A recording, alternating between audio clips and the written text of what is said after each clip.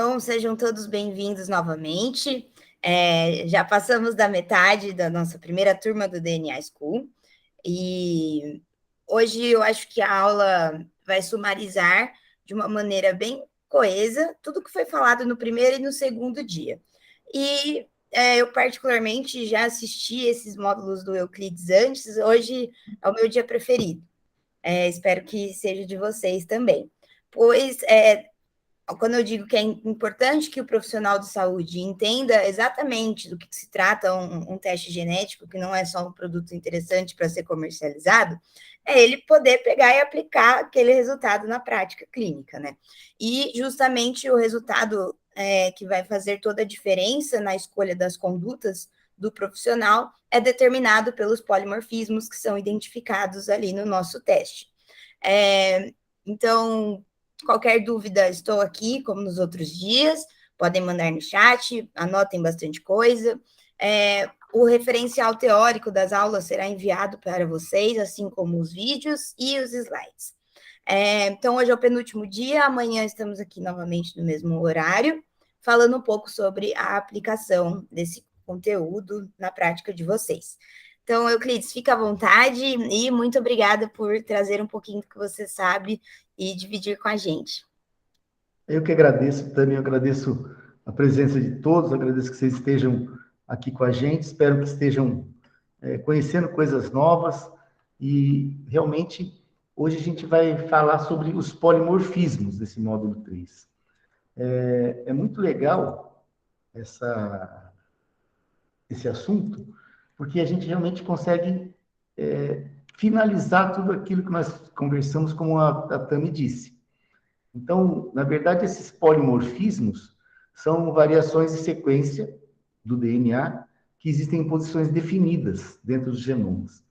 E eles podem tornar a pessoa mais propensa a doenças complexas, como, por exemplo, doenças metabólicas, doenças cardíacas, câncer e muitas outras. Na verdade, nós temos milhões de variações no DNA de uma pessoa para outra, e essas variações são usadas para mapeamento de genes, para definição de estruturas de populações e para a realização de estudos funcionais, que é uma coisa que interessa muito para a gente aqui, na verdade.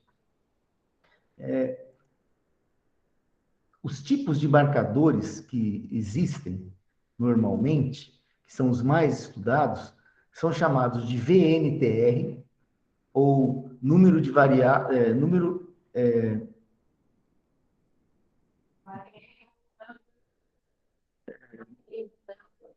meu Deus, travou na minha cabeça agora. É número de variações de repetições em tandem. E esses STR são Short Tandem Repeats, pequenas variações em tandem. Em tandem quer dizer uma fila, um atrás do outro. E esses tipos de variáveis, de variantes, são muito usados, principalmente para fazer testes de paternidade. Foram os primeiros tipos de marcadores genéticos usados em larga escala. E hoje são realmente usados principalmente para fazer paternidade, identificação forense. Existem também as variações chamadas INDEL, IN de inserção e DEL de deleção. Então, essas variações inserção e deleção, elas podem ser extensas, com milhares de bases, ou podem ser curtinhas, com 16 bases, 32 bases, que são importantes, porém não tão importantes quanto os SNPs, que são o Single Nucleotide Polymorphism. Single Nucleotide Polymorphism significa variações de nucleotídeo único, ou seja, você tem um G ou um C naquele lugar, por exemplo. Essas variações, elas são bastante comuns, elas ocorrem no DNA humano com uma frequência mais ou menos de uma variante para cada 1000 bases. Então, existem milhões, literalmente, de SNPs, de Single Nucleotide Polymorphism, espalhados pelo genoma. Isso é muito importante para poder fazer estudos funcionais do genoma, mas também é muito importante porque esses SNPs muitas vezes estão associados a diferenças fenotípicas. Muita gente, ao invés de falar SNP, pronuncia como SNP. Então, tem gente que fala SNP, tem gente que fala SNP.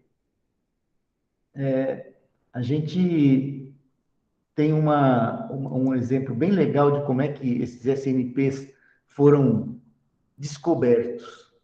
Então, quando se sequenciou o primeiro genoma humano, custou 3,5 bilhões de dólares, como eu falei para vocês, pô, a gente tem a sequência do genoma humano, que legal. Aí sequenciaram o segundo genoma humano, o terceiro, o quarto, e começaram a fazer pareamentos desses genomas, para saber se tem variação de uma pessoa para outra. E aí começaram a perceber que existiam locais específicos onde existem diferenças. Então, esse indivíduo 1, ele tem o cromossomo 1 e o cromossomo 2. O indivíduo 2, cromossomo 1, cromossomo 2. Indivíduo 3, todos nós temos 2 cromossomos, né? E nessa posição específica, a pessoa pode ter um T, pode ter um C, vamos falar só de uma fita do DNA, né? Pode ter um T ou um C, aqui ele pode ter um CC, TT. Então, isso daqui caracteriza um SNP, quando pelo menos 1% da população apresenta a variação exatamente naquele lugar, naquele cromossomo. Isso é muito interessante, porque, como a gente estava falando ontem, qual a diferença entre SNP e mutação, né?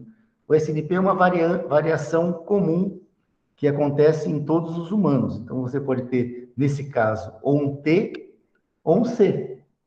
Ou um T, ou um C, ou um C e um C, ou um T e T. Uma mutação é uma coisa que acontece naquela pessoa, naquele indivíduo especificamente. Então, é muito menos de 1% da população que apresenta aquela variante que é chamada de mutação. Quando você tem essa variante em mais de 1% da população, isso é chamado de SNP. Então, é muito legal. A gente tem 4 a 5 milhões de SNPs espalhados pelo genoma humano. Esses SNPs, eles podem ter diversas localizações. Então, vamos ver aqui alguns detalhes sobre o que são os SNPs. Primeiro, o nome. O nome do SNP geralmente é RS e um número. RS é o Reference Sequence, é um número de referência crescente de 1 em 1 que os SNPs vão tendo, e o número da descoberta daquele SNP aqui na frente. Então, é importante a gente saber que a distribuição genômica dos SNPs não é homogênea.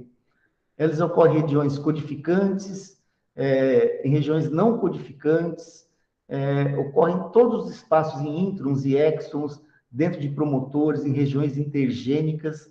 Então, ele está realmente espalhado pelo genoma inteiro.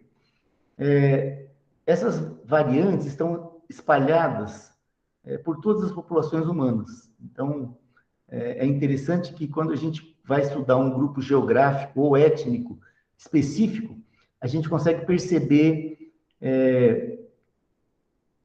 variações de frequência alélica. Então, tem uma população africana que tem mais o alelo C, uma população europeia que tem mais o alelo T, uma população sul-americana que tem mais um alelo ou outro. A gente vai ver isso com detalhes, é muito legal. E como eu disse, está em todas as regiões do genoma, introns, exons, intergênica, promotores, enhancers, e pode ter uma relevância muito grande, dependendo de onde é que ela está aparecendo. E aqui embaixo, aquilo que eu acabei de falar, que essas variações tipo SNP, elas devem ocorrer no mínimo em 1% de uma população, para ser considerado como SNP. Por outro lado, se a frequência for inferior a 1%, essa variante é considerada uma mutação, ou seja, não é uma variação populacional, não dá para fazer estudos populacionais sobre aquilo, é uma mutação que aconteceu naquela linhagem daquele indivíduo e se perpetuou. Então, a gente pode ter populações que diferem por apenas um nucleotídeo. Então, a gente está vendo aqui, tem populações que têm um C, outras têm um T.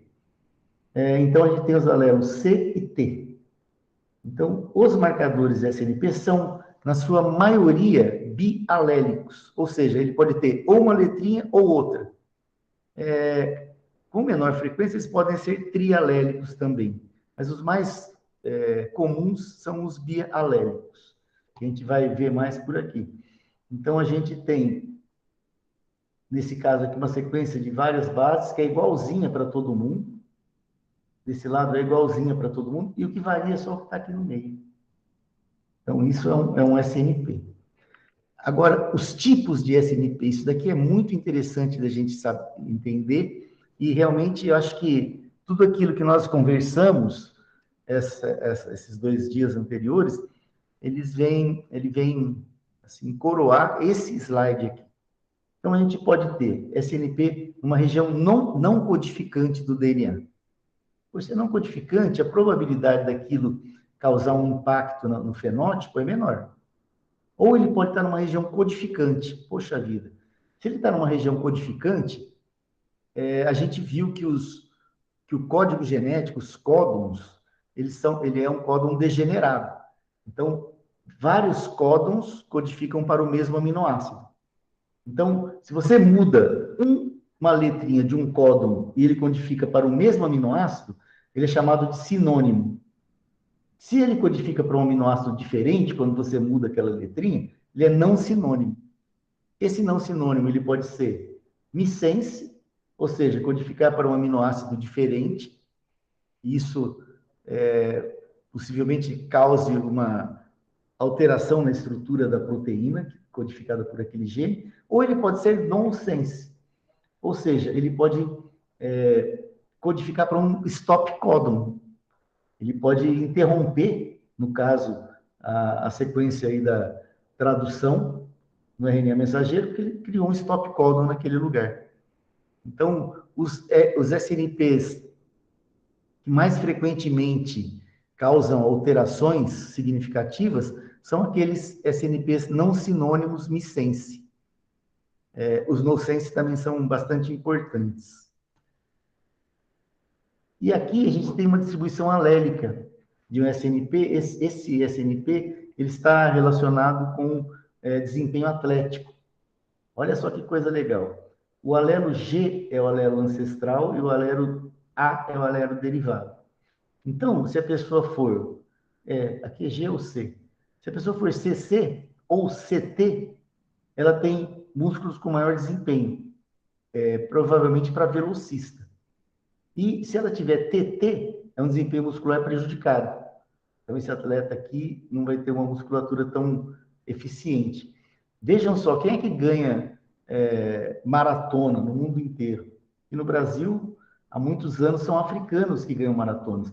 Eles têm principalmente esse alelo C, que é o azul, tá vendo? E o amarelinho ali no meio. O europeu, ele tem bastante alelo C, mas tem bastante alelo T também. Tá vendo aqui o amarelo? Então, dessa maneira, a gente consegue compreender graficamente aqui a distribuição de frequência desses alelos. Então, na África, a maioria das pessoas tem o alelo T, que é para velocista. Ou melhor, deixa eu ver aqui. Não, as pessoas têm o O alelo coach da G. vida. Desculpa, eu estou me confundindo aqui com as cores. E na Europa, as pessoas têm o outro alelo. Então, que dá um desempenho atlético prejudicado. Eu passei para vocês um site do SNpedia, eu acho que a Tami deve ter passado, não sei, pelo e-mail. Então, esse SNP especificamente está dentro do GNFTO, que é associado à massa gorda e obesidade, também conhecido como GNFAT. Se você for AA, você tem um risco de obesidade aumentado, e para diabetes tipo 2 também. Se você for qualquer um que não seja o T, T ou AA, 2,4 vezes de risco. Se você for TT, você tem um risco menor para diabetes e obesidade. SMAG, que é a magnitude, ou seja, o cálculo estatístico que se faz da probabilidade dessa informação aqui ser real. Esse SNpedia, www.snpedia.com, é muito legal porque ali vocês podem fazer busca de SNPs relacionados com a clínica de cada um, importantes para a clínica de cada um. Então, ele te dá o gene, ele te dá a estrutura do gene, ele te dá os artigos publicados falando sobre aquilo. E, como eu disse anteriormente, a gente pode fazer um laudo especial para os parceiros. Então, sei lá, se a Lucilene quer trabalhar com genes relacionados à obesidade, a gente pode colocar, adicionar no laudo dos pacientes dela, SNPs relacionados à obesidade. Se o Alan quer colocar genes relacionados à estrutura do cabelo, por exemplo, dos pacientes dele, a gente pode adicionar isso também. E a busca de SNPs é feita lá no SNPedia. Existem outros aplicativos, outros sites que são muito legais. Esse do NCBI é bacana porque ele te dá detalhes sobre aquele SNP. E então é o mesmo SNP que está relacionado com o gene FTO, está no cromossomo 16, exatamente nessa posição.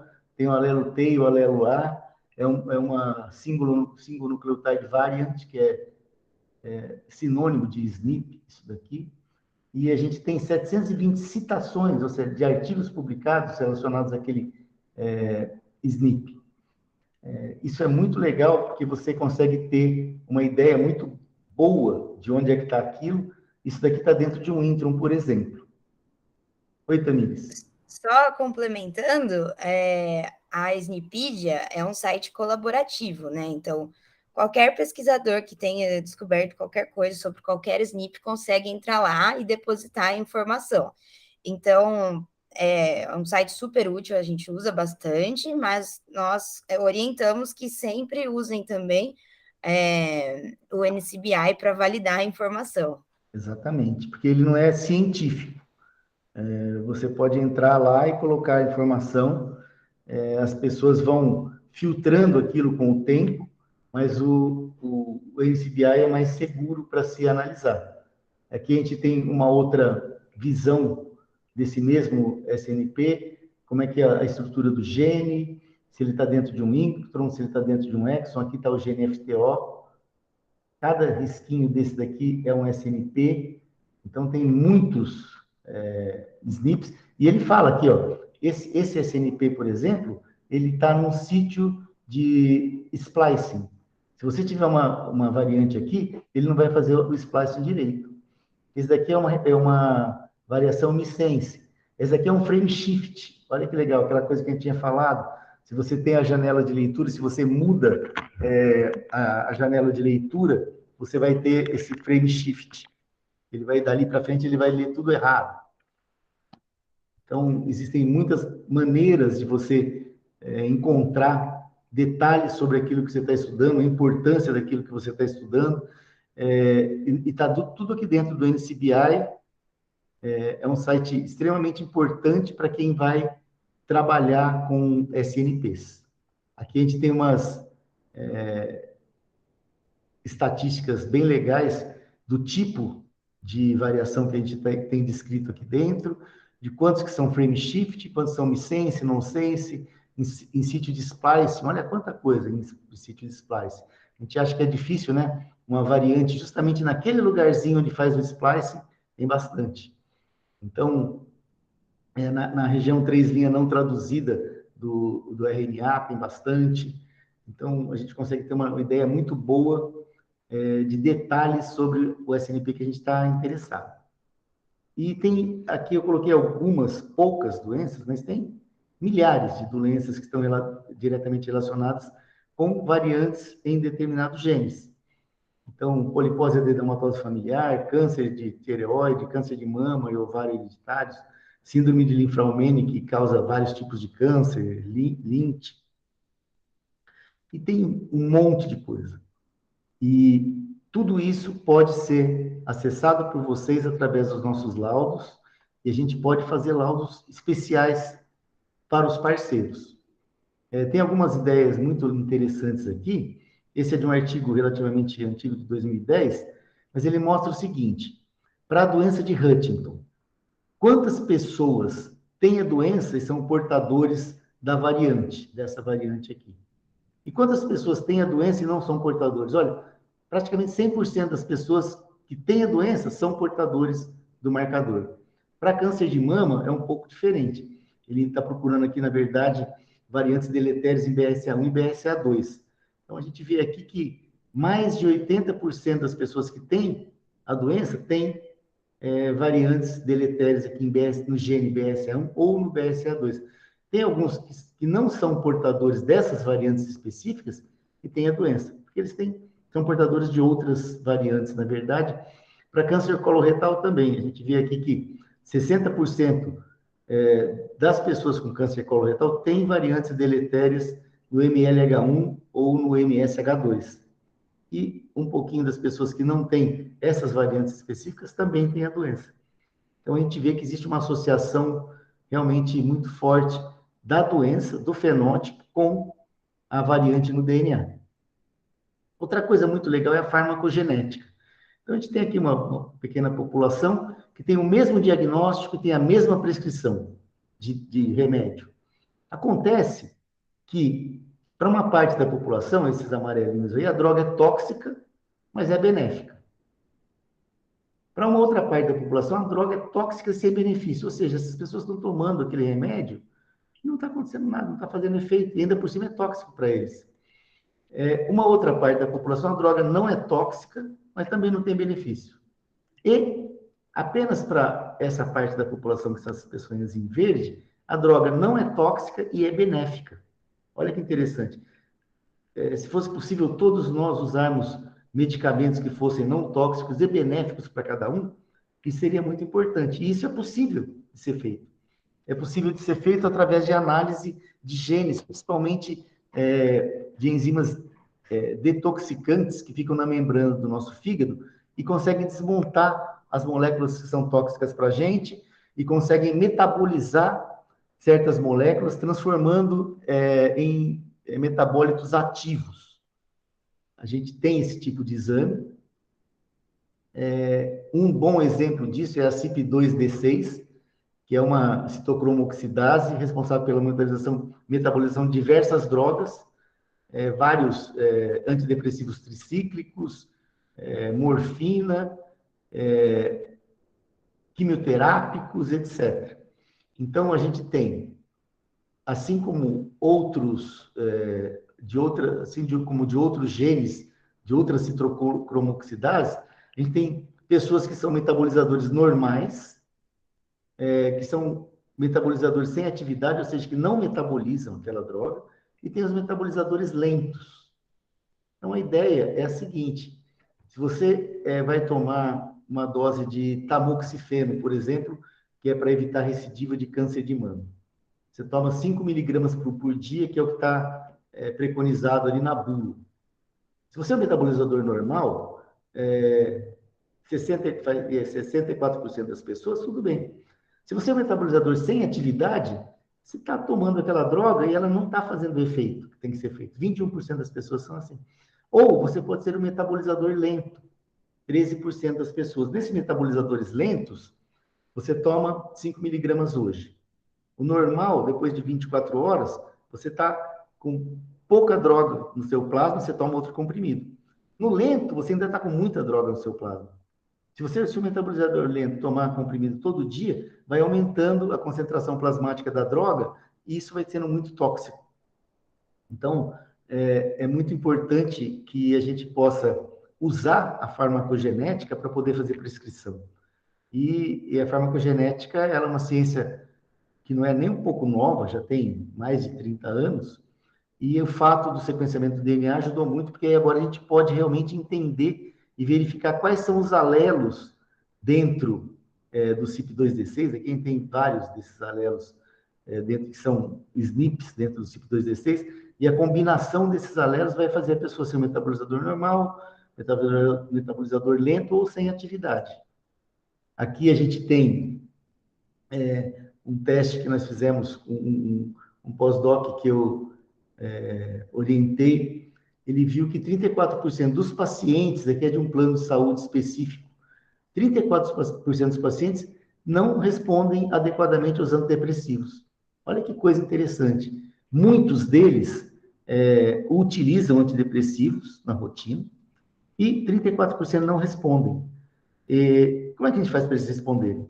A gente faz o exame, vê se ele é lento, normal ou é um não metabolizador, e pode ou usar uma droga diferente ou modificar a concentração da droga e a maneira como a pessoa toma. Se vai tomar todo dia, se vai tomar um dia sim, um dia não, etc.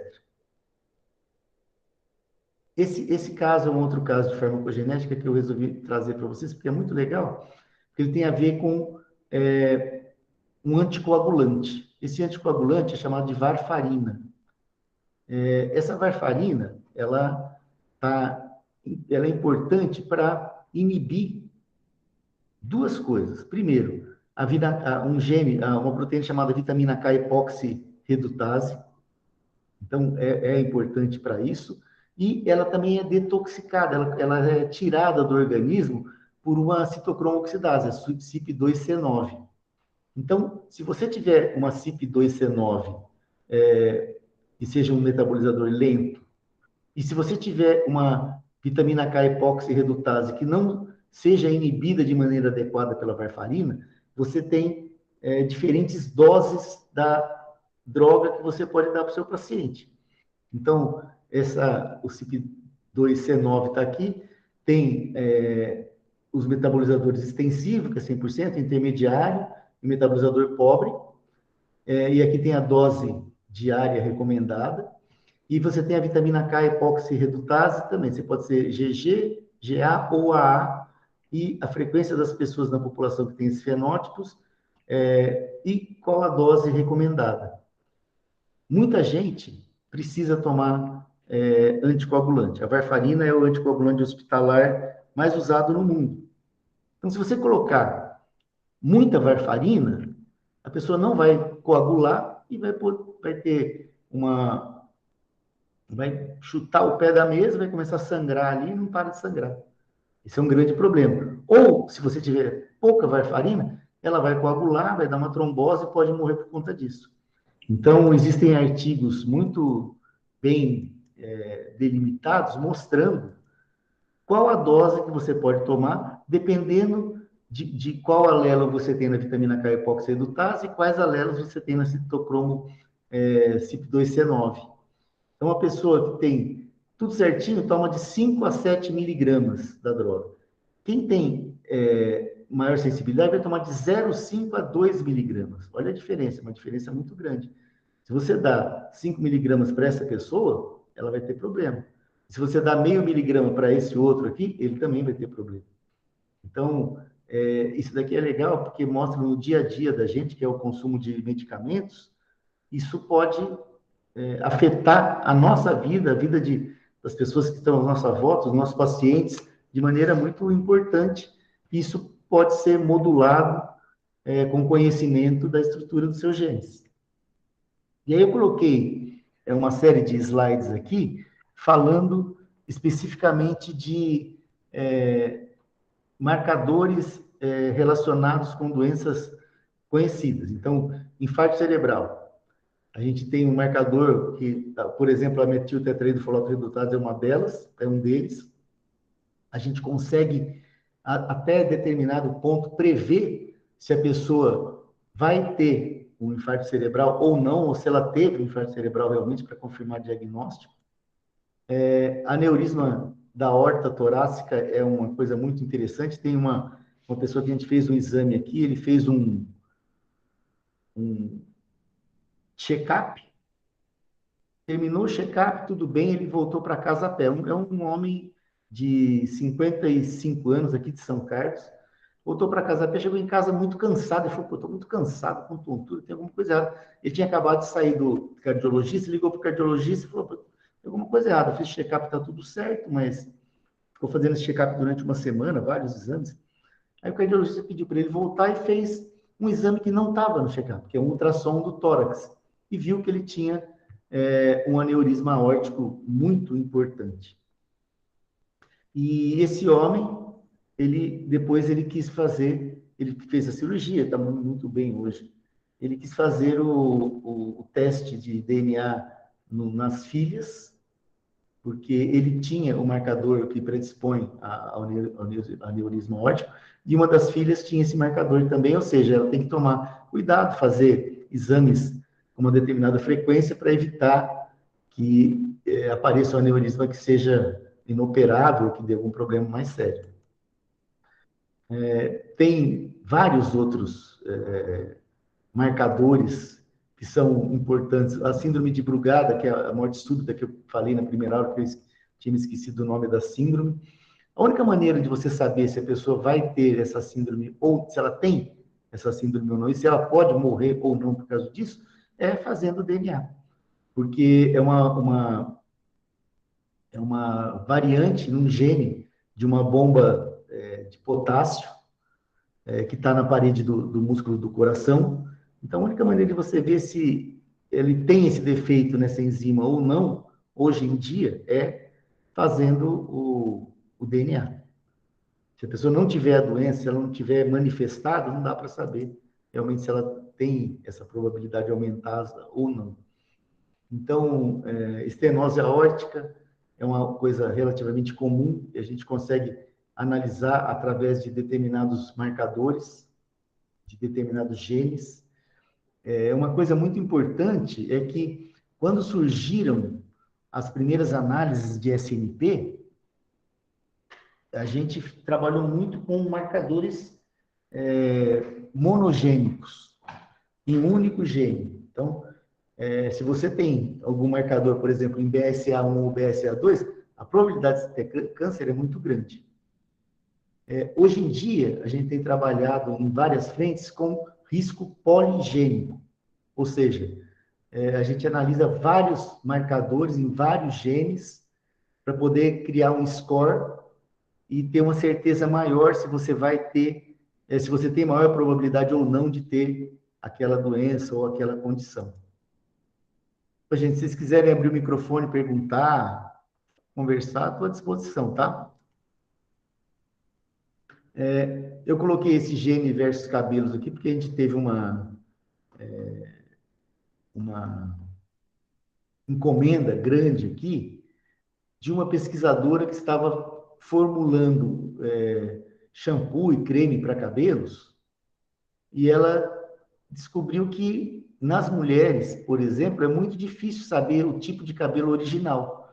Porque muitas mulheres, elas fazem tratamento de cabelo, tipo de tingimento, escova, etc. E isso muda a estrutura do cabelo, fica difícil saber como é que era o cabelo original. E a gente fez um painel de genes para sequenciar. Aqui tem alguns, mas tinham, acho que se não me engano, foram 113 genes. E a gente consegue saber algumas coisas em relação ao cabelo. Eu coloquei a alopecia aqui porque é uma coisa que realmente me interessa. Eu nunca fiz esse teste, nem preciso, né? Mas existem muitos marcadores interessantes para saber exatamente qual é o seu tipo de cabelo e, portanto, qual tipo de tratamento você tem que fazer. A artrite reumatoide é algo bastante presente na nossa população. A gente consegue analisar alguns genes e procurar respostas nesses genes. Se aquele paciente, filho de alguém que sofre de artrite reumatoide, tem uma probabilidade aumentada ou não de ter aquela doença, por exemplo. E aí usar métodos para tentar evitar que a doença apareça ou se instale. Doença celíaca é algo extremamente importante. Eu acho que, na verdade, o conhecimento desse marcador vai crescer muito na nossa população e vai modificar hábitos alimentares de muita gente. Muitas pessoas no país têm esse marcador para intolerância ao glúten, a suscetibilidade à doença celíaca, e não sabe. A pessoa tem um pouco de indisposição no dia seguinte, depois come uma pizza, mas nunca pensou que aquilo poderia gerar problemas sérios, como são possíveis de serem gerados a partir da doença celíaca. Então, eu acho que esse marcador é um dos marcadores que vai mudar hábitos alimentares, hábitos de consumo muito sedimentados na população do mundo todo. Bom, asma, muita gente tem asma e nem sabe, e esses marcadores podem ajudar bastante a evitar episódios graves. Alergia ao amendoim é algo que é possível, até certo ponto, a gente ter, dependendo dos marcadores que a pessoa tem, a gente pode ter quase certeza que ele tem alergia a amendoim. Isso causa um número de mortes significativos. Aqui de 2 a 10% das crianças norte-americanas apresentam esse problema. Então, e tem amendoim em muitos alimentos, né? A gente pode evitar problemas fazendo análise desses marcadores, por exemplo. E aí existem, em termos clínicos, algumas coisas que são extremamente interessantes. Esse artigo é de 2010 e ele mostra a análise de 799 genes relacionados com acupuntura e expressão gênica. Então, nesse artigo, especificamente, foi demonstrado que a acupuntura consegue modular a expressão gênica. Olha que coisa legal. Consegue, de alguma maneira, interferir com o promotor do gene, aquilo que a gente viu, aquela regiãozinha que controla a expressão do gene, e variar, fazer com que o gene seja mais expresso ou menos expresso. Ou seja, mais expresso, mais transcrito e mais traduzido. Olha que coisa interessante, como a acupuntura consegue modular um evento molecular. E na oncologia, a análise de DNA é particularmente importante, porque ela é bem desenvolvida. Existem muitos grupos no mundo todo que fazem esse tipo de estudo. A gente colocou aqui vias metabólicas relacionadas ao câncer. E existem alguns genes que são mais importantes, que a mutação desses genes é mais importante para a alteração dessas vias metabólicas e o desenvolvimento de tipos específicos de câncer. Por exemplo, no câncer coloretal, existem alguns genes, o MLH1, o MSH2, por exemplo, e o P53 são bastante alterações desses genes são bastante prevalentes em pessoas que apresentam câncer. Então, essas barras, quanto mais alta é a barra, maior a importância dela, daquele gene, nesse tipo de câncer. Então, nesse caso, por exemplo, essa barra aqui, ela fica em cima do P53, que é um gene de revisão do DNA. A gente viu que esses genes, eles conseguem controlar, por exemplo, a divisão celular, conseguem controlar se a sequência do DNA que está sendo reproduzida ali para a célula filha está perfeita. Então, essa mutação no P53 é muito importante. A mutação no MSH6 é muito importante. E algumas outras, no MEC, por exemplo, e em outros genes dessa via, são extremamente importantes para levar a um câncer coloretal, por exemplo.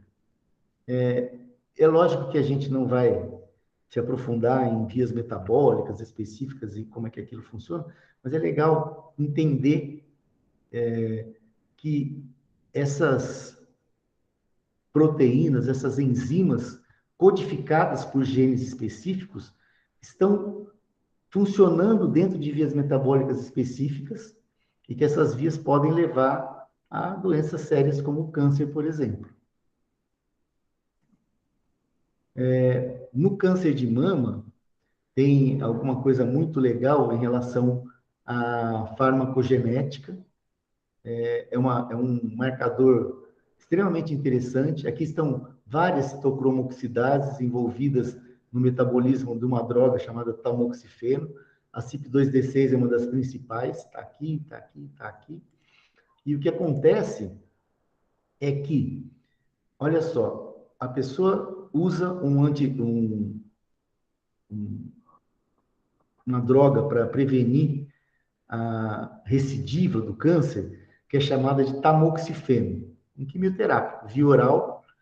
Como todos os quimioterápicos, ela causa efeitos colaterais muito sérios, como cegueira, câncer de fígado, por exemplo. E o tamoxifeno, ele é o precursor de uma droga, que é uma droga que tem efeito, que é o endoxifeno. Então, tem que transformar tamoxifeno em endoxifeno. E é a CYP2D6 que faz isso. Aqui a gente tem a concentração plasmática de tamoxifeno, nanogramas por ml, do metabolizador extensivo, que é o metabolizador que metaboliza 100% da droga, metabolizador intermediário e metabolizador lento. Então, vocês veem que já tem pouco tamoxifeno no metabolizador lento. Quando a gente vai olhar a concentração de endoxifeno, tanto o metabolizador extensivo quanto o intermediário tem uma concentração plasmática que vai suprir o seu efeito e evitar a recidiva. Mas muitas pessoas são metabolizadores lentos. E se a pessoa é metabolizador lento, não adianta tomar o tamoxifeno, ele não vai transformar o tamoxifeno em endoxifeno e não vai causar o efeito clínico necessário, o efeito farmacológico. Ou seja, a pessoa pode ter recidiva, apesar de estar tomando remédio. E aí tem outras implicações farmacológicas importantes aqui, que é o seguinte: essa enzima CYP2D6, que é a enzima responsável pela metabolização do tamoxifeno para o endoxifeno, ela é inibida por antidepressivos. Então, poxa vida, você pensa, quantas pessoas têm câncer de mama e tomam antidepressivo? Muitas pessoas. Essas pessoas, mesmo se forem metabolizadoras extensivas do CYP2D6, vão ter problema, por quê? Porque o antidepressivo inibe a atividade da enzima e ela vai fazer pouco endoxifeno e vai fazer pouco efeito farmacológico desejado, enquanto os efeitos deletérios, os efeitos nocivos da droga, possivelmente continuem acontecendo. Então, vamos voltar aqui. E é isso que eu tinha para falar para vocês hoje. Eu deixei alguns minutos para a gente poder ter uma conversa final, tirar as dúvidas que vocês eventualmente possam ter. E é isso, gente. Pô, Euclides, muito obrigada. Eu queria fazer uma pergunta, na verdade, pedir para você compartilhar um pouco sobre o seu mestrando, Hugo. No início dos slides, você estava mostrando sobre como é necessário ter uma demonstração populacional para que a alteração dos alelos seja considerado um SNP, né? E Sim. aí, o Hugo ele está desenvolvendo, então, esse projeto que considera a ancestralidade, que já é um produto da DNA Club, e como é que, dependendo do resultado da ancestralidade, dá para prever também doenças crônicas não transmissíveis. Você pode explicar um pouquinho melhor para o pessoal como que é? Porque essa é uma novidade, eu acho que vai ser interessante. Claro. A gente viu naquele slide lá da frequência alélica de um determinado SNP. Na África, a gente tem uma frequência, na Europa, outra. Então, na verdade, existe um conceito na genética de ligação gênica. Quando você tem marcadores que estão muito próximos, você vai fazer a recombinação gênica entre o DNA do óvulo e do espermatozoide, tem alguns marcadores que são recombinados junto. Então, dependendo da ancestralidade, você pode ter maior chance de ter determinadas doenças, como, por exemplo, câncer de estômago em japoneses. É mais frequente do que câncer de estômago em europeus. Então, o que a gente está tentando fazer com o Hugo Lintz é justamente isso, um trabalho mais profundo de bioinformática, associando a origem étnica da pessoa, que a gente faz através do DNA, nos nossos laudos, a gente já tem essa informação da origem étnica, se é europeu, de qual lugar da Europa, se é da América do Sul, se é da África, se é da América do Norte. Então, nós estamos tentando associar a origem étnica com determinadas doenças. No caso dele, a gente está estudando doenças cardiovasculares. Esse que é o projeto do Hugo. Legal, fantástico. E você sabe me dizer se a pessoa pode ter ancestralidade com tal determinação prévia lá dos polimorfismos, né? Mas se ela viver num ambiente completamente diferente, provavelmente ela não vai desenvolver a doença cardiovascular, né? Sim, essa pergunta é uma pergunta muito legal, Tami, porque isso reflete em outras coisas, no caso da nutrição especificamente.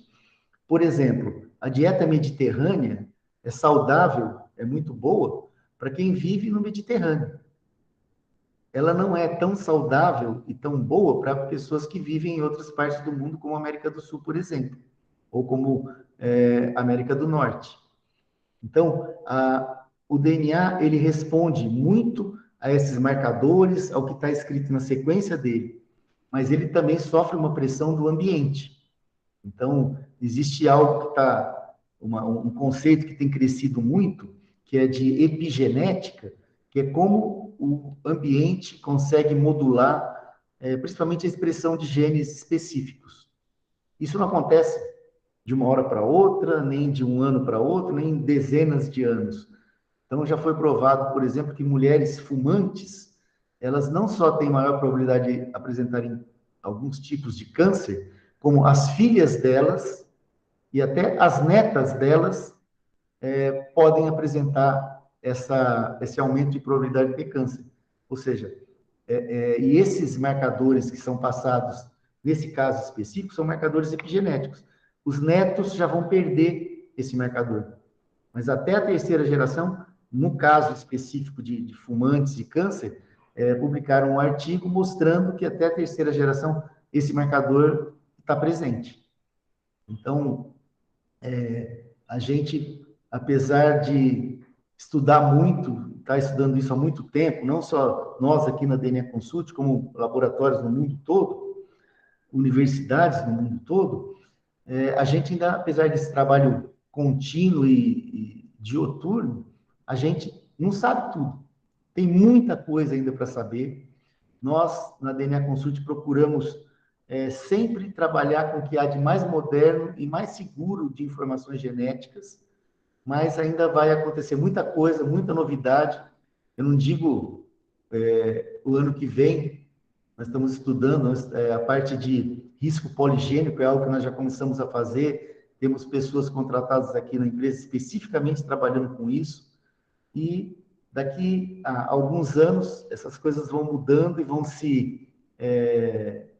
se aprimorando. A Lucilene perguntou como explicar as diferenças de predisposição genética entre irmãos. Isso é muito legal que você está perguntando, mas existe a recombinação. Então, por exemplo, eu especificamente tenho 2 filhos. Um deles ele é homozigoto, ou seja, ele apresenta o mesmo SNP para um problema de aproveitamento de uma vitamina. O outro é heterozigoto. Existe aquela herança genética, aquela coisa do Mendel, sabe, Bzão, Bzinho. Então, a gente pode herdar marcadores diferentes dos pais. Se o pai for homozigoto e a mãe for homozigoto, o filho também vai ser. Agora, se a mãe for heterozigota e o pai for homozigoto ou heterozigoto, aí existem essas diferenças. Ah, tá. Então, a Gisele está perguntando como é feita a seleção dos SNPs da DNA Clube. Essa pergunta é uma pergunta bem legal e muito pertinente. Quando a gente começou a trabalhar essa história do DNA de informação genética direta ao consumidor, nós nos deparamos com essa questão, que é uma questão muito importante, uma questão central, né? E ficamos 2 anos, para você ter uma ideia, com um grupo, uma equipe especificamente fazendo curadoria de dados. Poxa vida, vamos ver quais são as doenças, as condições mais importantes para a população em geral e quais são os marcadores que têm maior magnitude para aquela doença. Então, um trabalho de formiguinha mesmo, de ler vários artigos científicos, de poder usar ferramentas de bioinformática para poder escolher quais são os marcadores mais eficientes. A gente podia entrar no SNPedia, por exemplo, e milhares de marcadores lá. Só que muitos deles não têm significado para a nossa população. Então, por exemplo, tem alguns marcadores que são um marcador para câncer em uma população chinesa. Cara, é para uma população chinesa específica, num local específico da China. Será que isso acontece aqui com a gente também? Sim ou não? Não sei. Possivelmente não, porque não tem artigos publicados com a nossa população. Então, a gente usa realmente uma curadoria feita por especialistas, todo dia, isso é feito o tempo todo aqui dentro, para poder encontrar os marcadores mais eficientes dentro das condições, das doenças que são mais importantes, que a gente julga mais importantes. Porém, para os parceiros especificamente, a gente pode colocar esse pessoal da curadoria para procurar marcadores dentro do universo dos 350 mil SNPs que nós analisamos, se dentro daquele universo existem SNPs importantes que possam predispor a alguma doença ou servir como diagnóstico para alguma doença. Lembrando que nós baseamos todos os estudos dessa curadoria em GWAS, né, que são os estudos de ampla associação genômica. Então, além de não olhar somente no SNPedia, a gente vai lá, detecta um rol de SNPs que sejam interessantes, vê no NCBI e vê se é um GWAS. É isso aí, gente. Vamos lá, mais dúvidas, pessoal? Aproveitem o professor Euclides, que amanhã é só eu, hein? Mas amanhã é que vai ser bom. Perfil personalizado de CSLP da nossa área? Sim, claro. Claro que sim. Eu não sei, desculpa, Gisele, qual é a sua área de atuação? A Gisele é Nutri também. É Nutri? Sim, Emagrecimento. Puxa isso. vida, tem muita coisa, Gisele. Muita coisa. A gente tem, por exemplo, só para te dar um exemplo legal. Tem uma dermatologista que trabalha conosco, nós temos um laudo específico para ela, para tipo de pele, sensibilidade à luz ultravioleta, sensibilidade ao infravermelho, se a pessoa tem maior probabilidade ou não de ter ruga, de ter sarda, de ter queloide, se fizer alguma cicatriz. Então, sem dúvida, a Tami, que é nutricionista também, entende muito aí da nutrigenética, vai poder te auxiliar para buscar marcadores específicos para os seus clientes. Isso é muito legal porque a gente tem realmente esse interesse de poder usar a genômica para melhorar a qualidade de vida das pessoas, tanto dos profissionais quanto dos clientes também.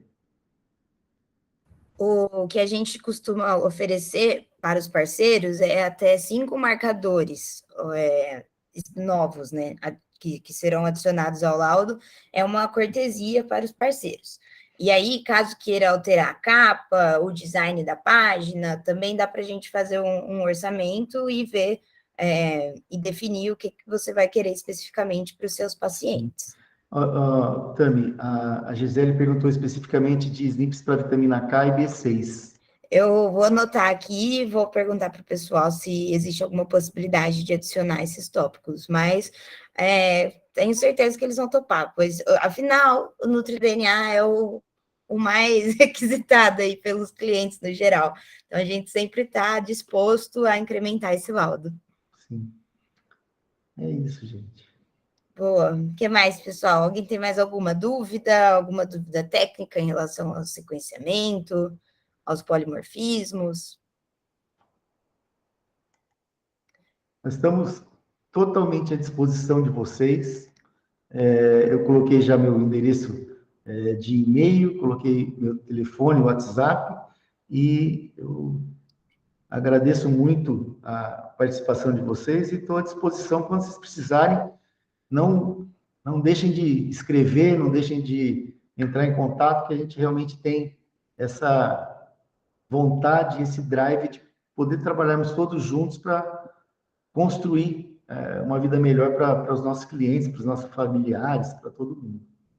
Isso aí, pessoal. Obrigado. Bom, então, muito obrigada pela presença de todos.